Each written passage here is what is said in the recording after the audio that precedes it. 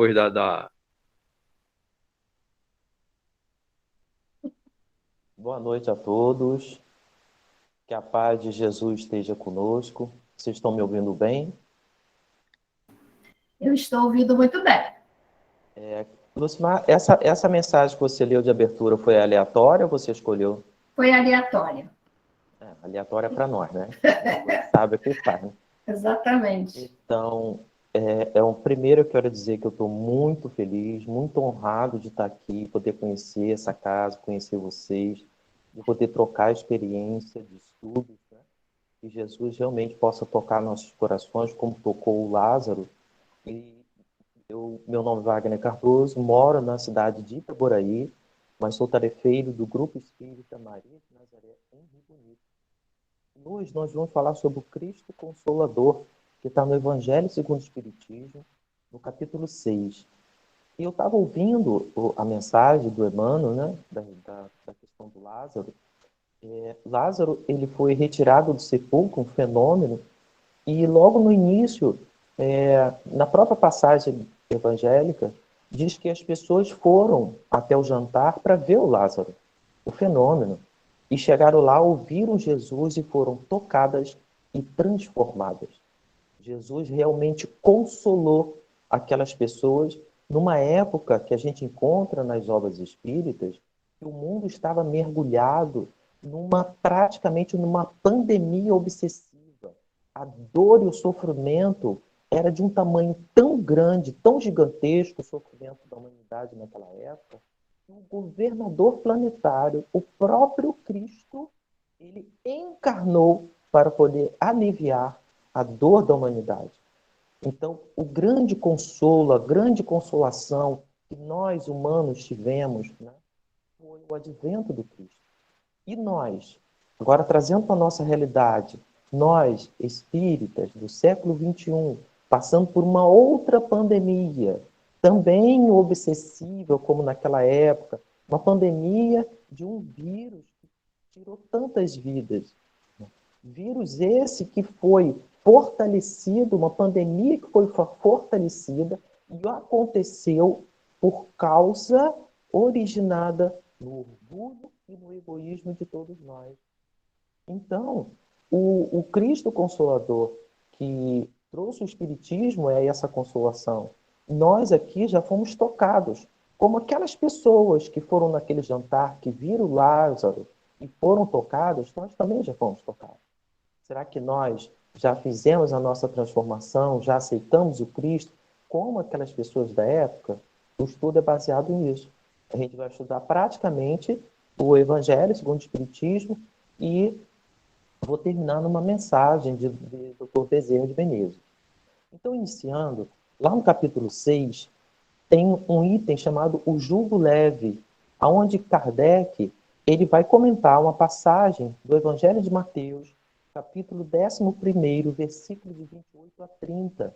Jesus, naquela época, percorrendo aquelas cidades lá da região da Palestina, da Galileia, ele teve um momento que ele revelou o Evangelho aos humildes de coração, quando ele ficava nas montanhas, rodeados daquelas pessoas. E Jesus disse assim: vinde a mim, todos vós que estáis aflitos e sobrecarregados, que eu vos aliviarei.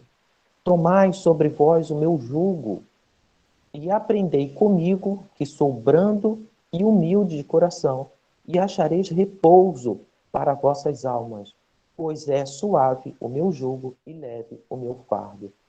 Aí quando a gente vê a palavra jugo, a gente fica um pouco confuso. O que realmente o jugo quer dizer? Quando a gente vê, antigamente tinha, né, hoje em dia não tem mais o carro de boi. O carro de boi, ele era puxado por 2 ou 4 bois na frente. Um boi experiente, mais velho, acostumado a trabalhar com a carroça, e um boi novo. E no pescoço dos dois animais tinha uma barra de madeira, aonde encaixava a cabeça do boi ali, o nome daquele é jugo. Então, Jesus utiliza essa palavra, essa figura de imagem, de linguagem, e quando a gente aceita como guia para nos guiar, para nos orientar, para nos ensinar o Cristo, o Evangelho, o trabalho será suave, a jornada será suave. E Kardec começa a comentar essa passagem de Mateus.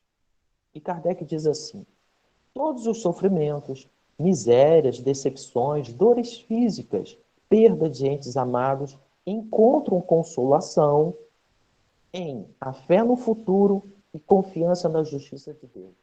Então, logo do início do capítulo, o Cristo Consolador, Kardec vem nos lembrar que o Evangelho, e a doutrina, principalmente o Evangelho, ele traz para nós o que vai realmente nos consolar é a fé no futuro e a confiança na justiça de Deus. Fé no futuro, como assim?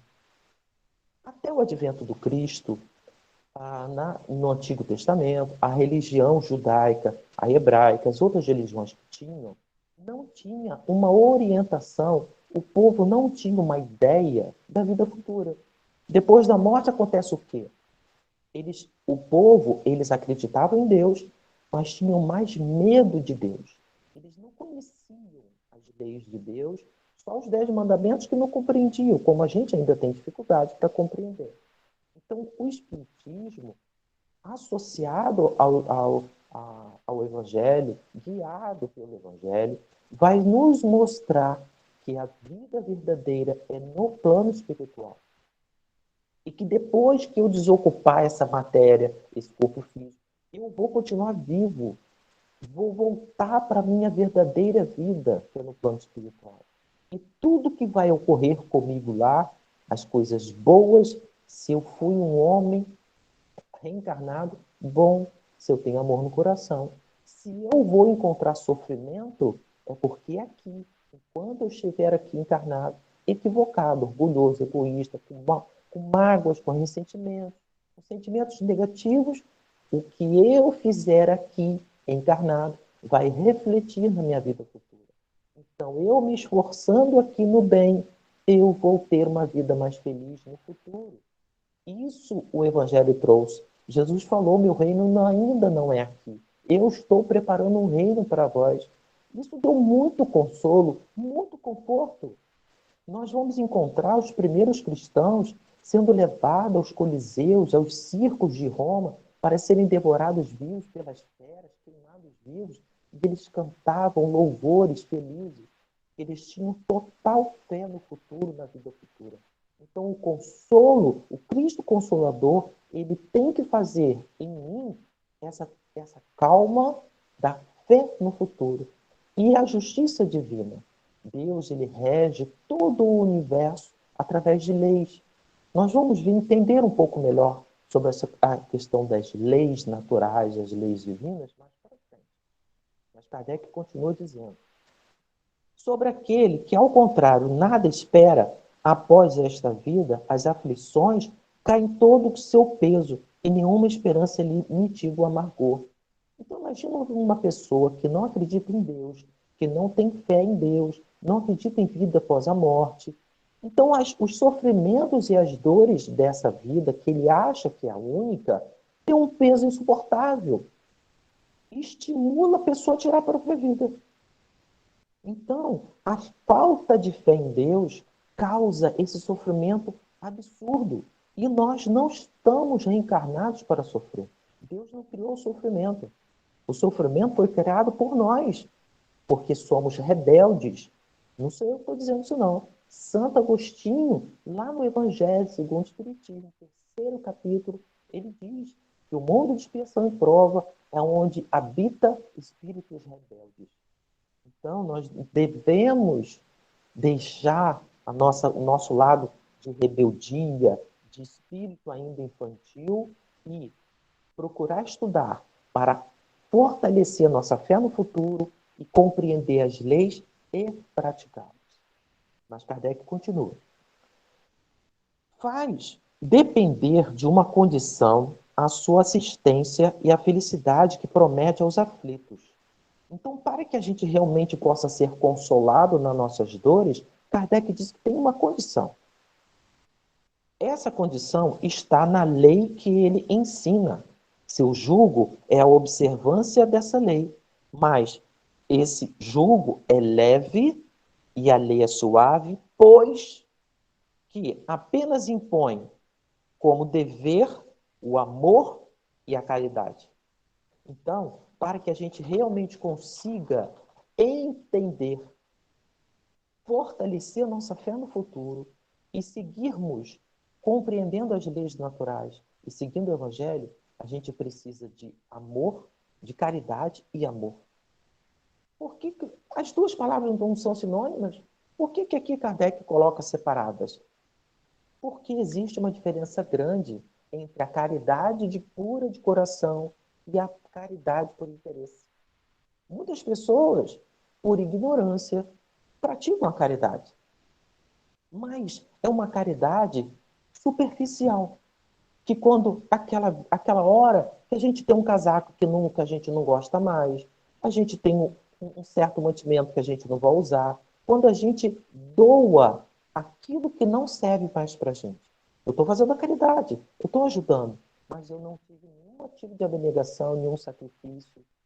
Mas quando eu coloco amor, quando eu faço algo, quando eu tenho um espírito de serviço, quando eu faço a caridade por alguém, e que esta caridade está imbuída, o que está me impulsionando é o amor pela causa, pela pessoa, além do que eu estou levando material, eu estou levando um sorriso, uma palavra, um ouvido, um abraço. Muitas das vezes, pessoas são muito carentes e aflitas de abraço, de carinho. Nós estamos numa época difícil de abraçar por conta da pandemia, mas a atenção, uma ligação que a gente possa fazer. Então, para que a gente realmente cumpra o Evangelho e Cristo seja o consolador na nossa vida, devemos ser mais caridosos e amorosos. Mas neste mesmo capítulo 6 do Evangelho, tem o Consolador prometido. Kardec colocou o item Consolador prometido. E ele traz uma mensagem registrada por São João, no Evangelho de São João, capítulo 14, versículos 15, 17 e 26. Jesus, nós sabemos que antes da crucificação, ele teve a Santa Ceia. Depois da Santa Ceia, ele foi até um local, esqueci a palavra agora, onde ele foi ter uma última conversa com os apóstolos. Cenáculo. Ele foi até o cenáculo e ali ele fez a última pregação dele antes de ser preso. Então, o item que está no Evangelho de São João tem um título Adeuses e Despedidas. Foi a última pregação de Jesus aos apóstolos, se despedindo. E Jesus vai dizer assim: se me amais, guardai os meus mandamentos. E eu rogarei a meu Pai, e ele vos enviará outro Consolador, a fim de que fique eternamente convosco. O Espírito de verdade que o mundo não pode receber, porque o não vê e absolutamente não o conhece. Mas quanto a vós, conhecê-lo-eis, porque ficará convosco e estará em vós. Porque ficará com... Porém, o Consolador, que é o Santo Espírito, que meu Pai enviará em meu nome, vos ensinará todas as coisas e vos fará recordar tudo o que vos tenho dito. Então, Jesus, no seu último discurso, lá no cenáculo, sabendo que no dia seguinte, na sexta-feira, ele já ia ser preso, ele disse que muita coisa que ele queria ensinar, ele não teria como.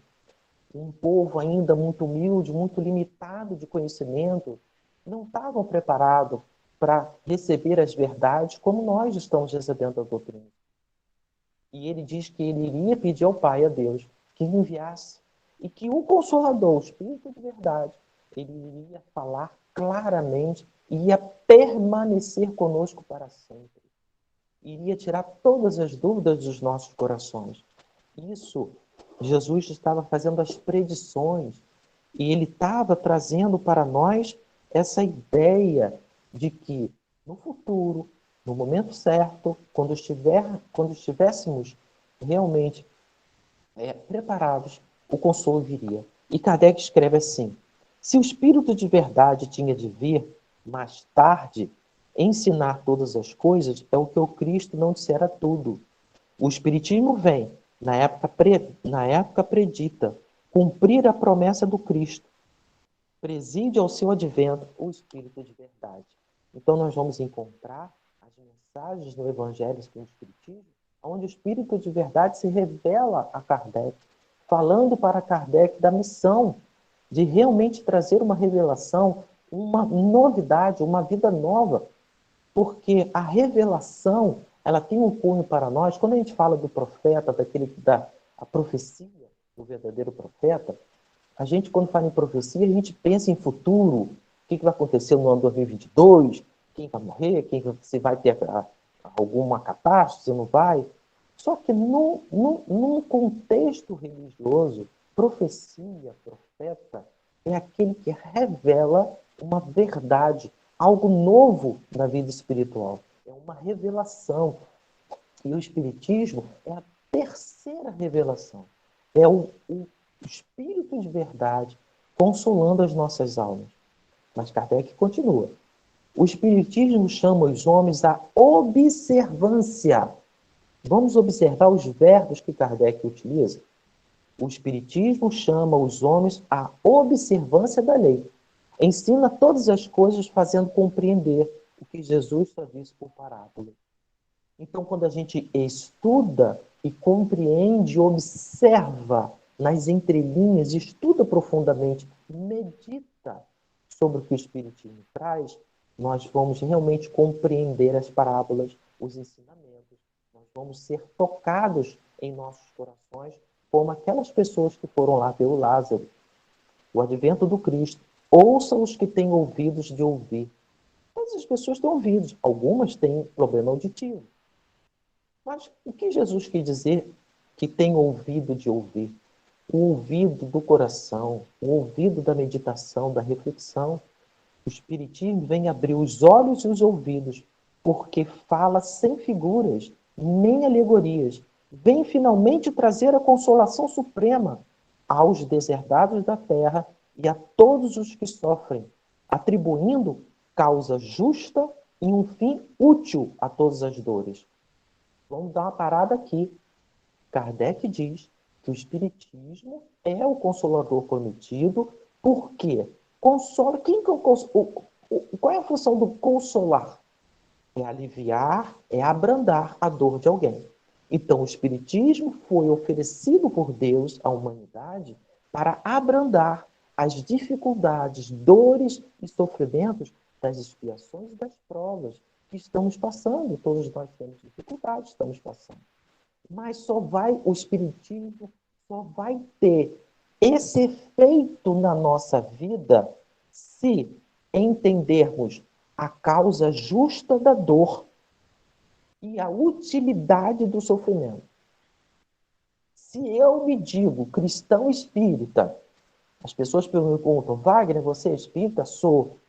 Mas se eu digo que eu sou cristão espírita, mas eu ainda me revolto com a dor, eu fico aborrecido com as provas, eu me chateio com a expiação, eu reclamo dos políticos, dos governantes, eu reclamo da chuva, eu reclamo do sol, eu reclamo porque está faltando dinheiro, eu reclamo daquele parente difícil, eu reclamo porque na casa espírita tem aquela pessoa difícil. Eu não entendi ainda o espiritismo. Porque o Espiritismo, ele tem que fazer com que nós compreendamos a causa e a utilidade das dificuldades. Então, se eu estou passando por uma dificuldade na minha vida, vamos passar a ver, ter ouvidos e olhos de ver.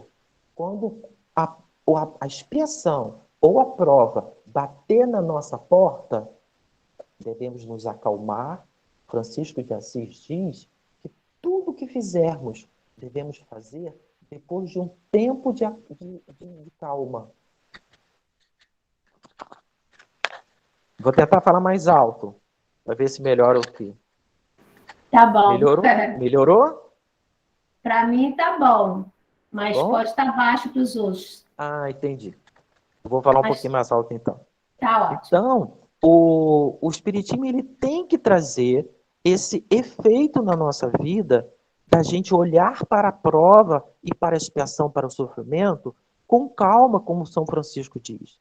Então, eu vou olhar para aquela situação, meditar e dizer, poxa, isso aqui eu estou passando. Se Deus é bom e misericordioso, se Deus é bom, soberanamente bom, justo e misericordioso, algo eu tenho que aprender, eu necessito passar por isso. Isso já é uma resignação perante as dificuldades que a gente passa. Né? E a utilidade. Eu não vou me revoltar, porque eu sei que aquilo ali tem uma causa justa. Então, por que o que eu preciso fazer? Qual é a utilidade dessa dor em mim? O sofrimento bate na nossa vida para mudarmos. Algo que eu fiz, ou que eu ainda faço, proporcionou, foi a origem desse sofrimento que eu estou passando. O que eu tenho que mudar? Quando a gente passa por uma dificuldade na vida, um sofrimento, nós temos, às vezes, o hábito de querer mudar o externo. Eu quero mudar o parente, eu quero mudar o colega da casa espírita, eu quero mudar de casa espírita, eu quero mudar de casa. Eu fico sempre tentando mudar o externo para tentar resolver nossos problemas. E não adianta, porque a gente troca de país, troca de planeta, troca de corpo. O problema, a dificuldade vai junto. Porque a dificuldade, a origem, a causa do sofrimento está em nós. No nosso orgulho, na nossa ignorância, nos hábitos que carregamos de vidas passadas que nem percebemos. Nós não temos o hábito que Santo Agostinho nos orienta no Livro dos Espíritos, questão 919A, de refletir sobre como estamos vivendo. Né? Então, Kardec continua. O Espiritismo mostra a causa dos sofrimentos nas existências anteriores e na destinação da Terra, onde o homem expia o seu passado. Mostra o objetivo dos sofrimentos, apontando-os como crises salutares, que produzem a cura como meio de depuração. Então, quando eu estudo e compreendo a doutrina espírita, eu estou vendo que os sofrimentos são crises salutares. Então, é para que a gente possa limpar algo em nós. É um momento de depuração. A dor e o sofrimento. É muito consolador quando a gente compreende isso. É muito consolador em nossas vidas a gente entender essa questão. E Kardec continua. O homem compreende que merece sofrer e acha justo o sofrimento. Sabe que este lhe auxilia o adiantamento e o aceita sem murmurar. Vamos entender aqui uma coisa. Essa ideia da gente achar o sofrimento justo, de não murmurar, dá uma ideia equivocada nas pessoas. Eu já ouvi pessoas dizer assim, espírita gosta de sofrer. Não gosta, não. Eu não gosto de sofrer, não, gente. Existe uma diferença muito grande de gostar de sofrer, de masoquismo espiritual, da gente ter resignação e não murmurar perante as dores. Se nós estamos passando por sofrimentos, por dores, por provas, por expiações, a gente chorar, a gente ter a humildade de reconhecer a falta, abrir o nosso coração para um amigo, para um psicólogo, para nosso anjo de guarda no momento de prece, a gente sentir a dor e sofrer faz parte da nossa natureza humana. Agora, não vamos chorar de revolta, ficar murmurando, lamentando. Não, aconteceu o problema, aconteceu a dificuldade, vamos assumir, vamos dobrar o homem velho dentro de nós, o orgulho dentro de nós, vamos realmente fazer com que o homem novo, a humildade, possa germinar em nossos corações. Kardec diz que o obreiro aceite o trabalho que assegurará o salário. O Espiritismo lhe dá fé inabalável no futuro e a dúvida pungente não mais lhe apossa da alma. Então, quando a gente estuda a doutrina espírita realmente com profundidade, meditando, refletindo, né, a gente adquire essa fé inabalável, fortalecida. que lá no início Kardec disse que o Cristo Consolador tem que trazer esse efeito de uma fé realmente fortalecida. E Kardec continua, dando-lhes a ver do alto as coisas. A importância das vicissitudes terrenas some-se no vasto e esplêndido horizonte que ele faz descortinar. Vírgula. Mas vamos entender isso aqui. Dando-lhe a ver do alto as coisas. Quando a gente estuda a doutrina espírita e realmente compreende e assimila, nós vamos entender que nós, na verdade, somos espíritos imortais passando por uma experiência necessária e temporária no mundo físico. Eu não sou Wagner Cardoso. A Lucimar não é a Lucimar, o João não é o João, a Zelma não é a Zelma, e a Vilma não é a Vilma, e os outros irmãos também. Tudo que acontece na encarnação, as dificuldades que passamos, as provas e expiações, são momentos e oportunidades de crescimento espiritual. Eu vencendo aquela dificuldade, passando com coragem, com resignação, eu vou conseguir evoluir, me promover espiritualmente e vou voltar para a minha vida espiritual melhor. Quando eu entendo isso e passo a ver,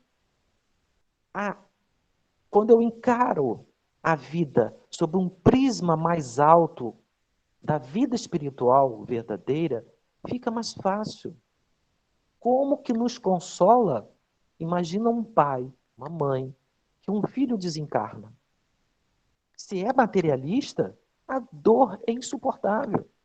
Agora, um pai e uma mãe espírita, realmente amadurecido na ideia espírita, que já foi tocado pelo Espiritismo, por Jesus, como aquelas pessoas que foram ver o Lázaro.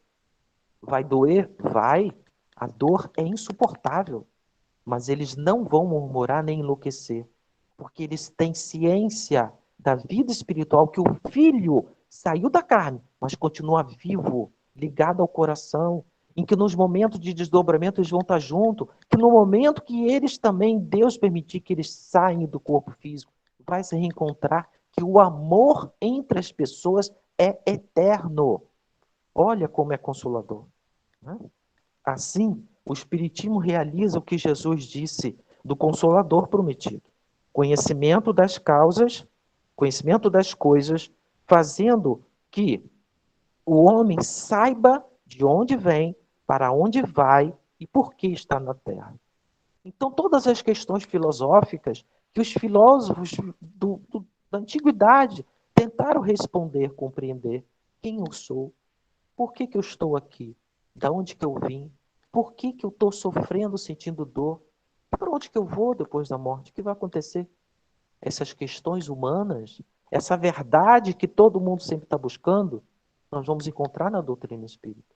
Já deveríamos ter encontrado no Evangelho há 2000 anos. Mas como somos ainda crianças espirituais, como Joana de Ângeles diz, precisamos do Espiritismo. E que bom, como Deus é maravilhoso. Deus permitiu que o Consolador, o Espírito de verdade, viesse falar tudo claramente.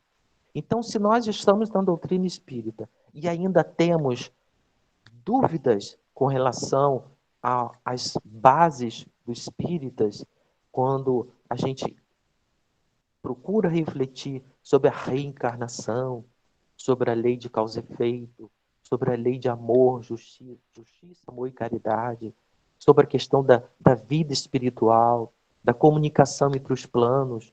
Quantas coisas, quantas verdades, quantas maravilhas nós encontramos na doutrina espírita e nós realmente adquirimos, encontramos, fomos tocados, mudamos a nossa vida.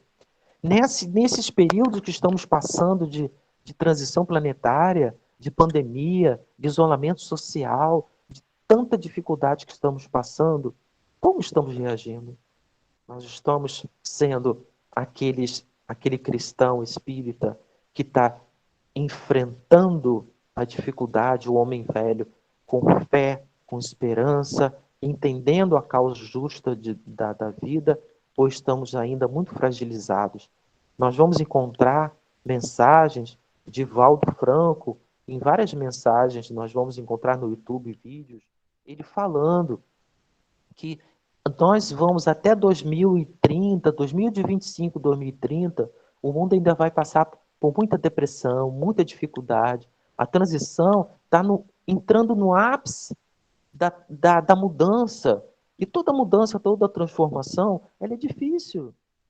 Então temos que nos esforçar de procurar entender um pouco mais o Cristo, de fazermos o culto do Evangelho, de buscarmos no nosso coração a verdade.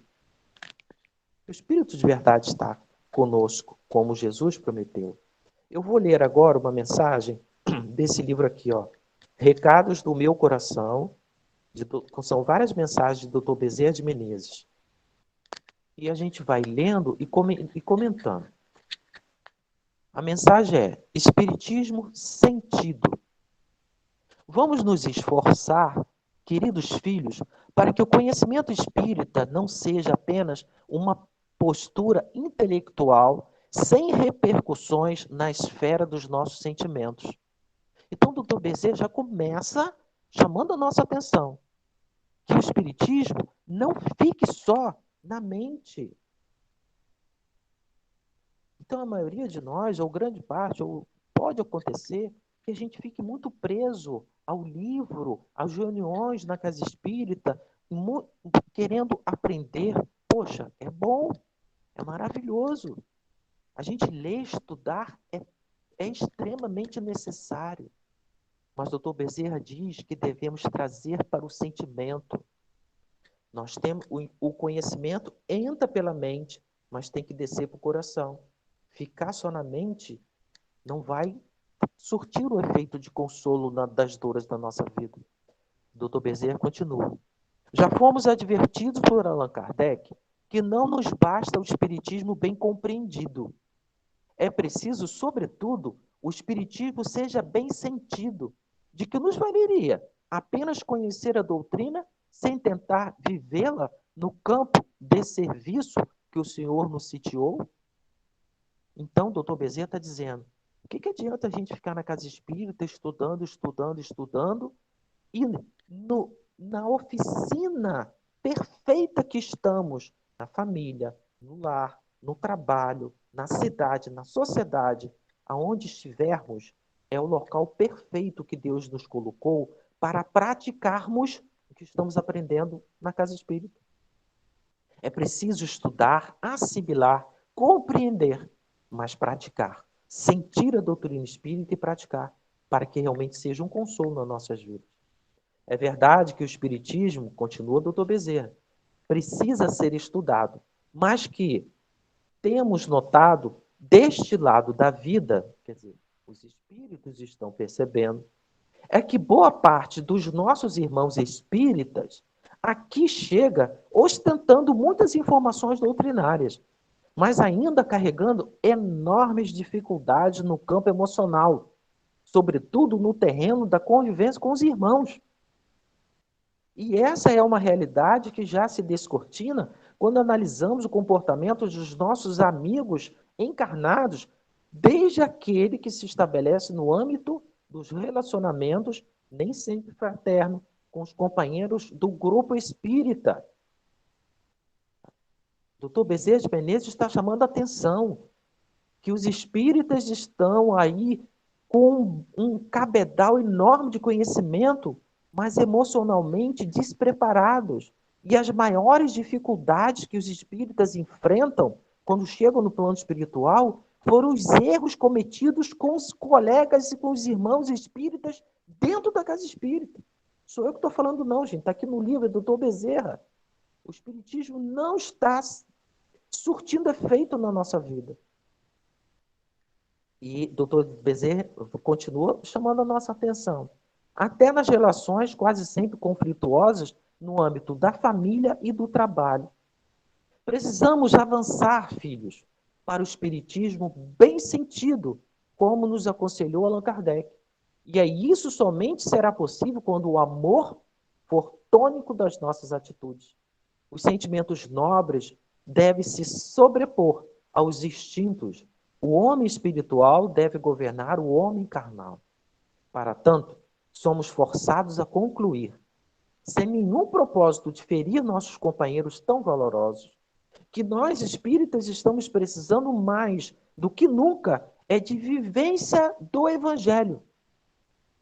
Nossos irmãos nos pedem, muitas vezes, alguma revelação nova sobre o nosso destino espiritual. Mas o que temos a dizer é que o Evangelho do Mestre, escrito há mais de 12.000 anos, continua sendo uma novidade para muitos de nós.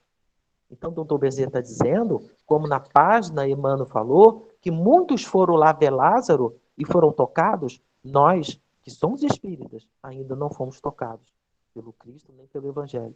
O cristão, ele encerra, o cristão que não se esforça para imitar o Cristo está caminhando para um céu artificial que o tempo haverá de destruir à custa da dor e lágrimas de remorso por ter estado tão perto do tesouro e não ter se apossado das joias. Então, o doutor Bezerra encerra dizendo que muitos que não conseguem interiorizar, não conseguem se sensibilizar com o espiritismo, com a doutrina espírita, com esse tesouro nas mãos, chegam tão pobres espiritualmente, no plano espiritual, tão carente de tudo, com tanto sofrimento. Então, o estudo de hoje é essa reflexão do Evangelho segundo o Espiritismo, capítulo 6, falando sobre o Consolador prometido, o Cristo Consolador, que é o Espiritismo e que deve realmente fazer essa mudança nas nossas vidas. E nós devemos estudar, nós vamos encontrar no Evangelho, fechando esse item, depois peguem o Evangelho, capítulo 6, tem lá o advento do Espírito de verdade, uma mensagem belíssima, onde o Espírito de verdade vem trazer para nós, abrindo o coração dele para as verdades do plano espiritual, da proposta do Cristo, da proposta da doutrina espírita, de realmente fazer com que o homem velho, orgulhoso, egoísta, se transforme no homem novo, no homem de bem, aquele que tem uma fé robusta e compreende a justiça das dores, pratica as leis de Deus. Mas onde estão essas leis? Terceira parte do livro dos Espíritos, as leis morais, nós já estudamos, nós já refletimos sobre as leis naturais, nós já entendemos. A gente lê tanto a doutrina espírita. Será que a gente entendeu a lei de ação e reação, lei de causa e efeito, lei de reencarnação? A gente precisa assimilar, se sensibilizar com essas verdades. Então, que possamos estudar, mas estudar com calma, com amor, amando a nós mesmos, interiorizando. É a mensagem da noite de hoje. Muito obrigado pela oportunidade. Que todos nós possamos estar sendo abraçados por Jesus. Muita paz